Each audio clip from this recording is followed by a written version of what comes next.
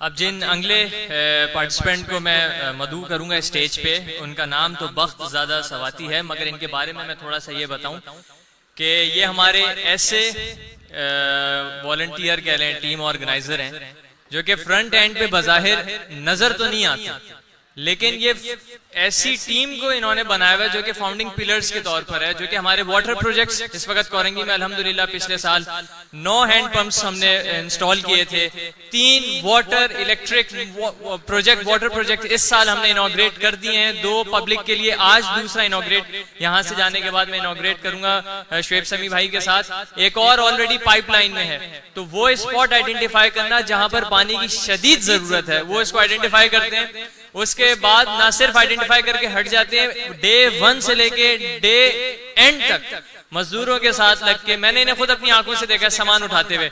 Cement का काम इनका नहीं है, मगर वो सीमेंट घोल रहे हैं सिर्फ इसलिए कि अल्लाह मुझसे राजी हो जाए। तो अल्लाह की रजा के लिए ये बंदा दिन रात लगा रहता है। लास्ट प्रोजेक्ट था, और एक बार डोनर जब दे देता है ना, आपको अमाउंट दे देता है, तो वो फॉलोअप लेता है 2 दिन बाद, 3 दिन बाद, 4 दिन बाद फॉलोअप लेता है। मेरे पास फॉलोअप की कॉल जैसे टाइम पे आ रही होती है कि जब मैं बिल्कुल या तो खुद मीटिंग में होता हूँ या कुछ, मैंने फॉरवर्ड करता हूँ कि आप देखें कहां तक केस पहुंचा।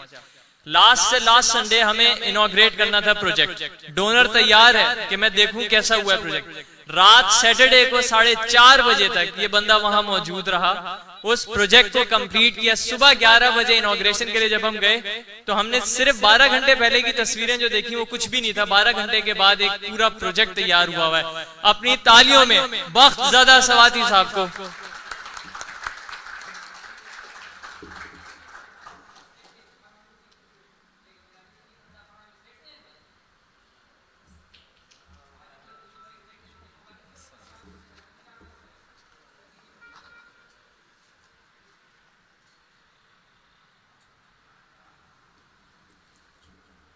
मैं बहुत मशकूर हूँ उमर अहमद सिद्दीकी और सैयद उमैद से कि आप स्टेज पे आए, और हमारे साथ वाइस चेयरमैन शुएब समी साहब मौजूद रहेंगे।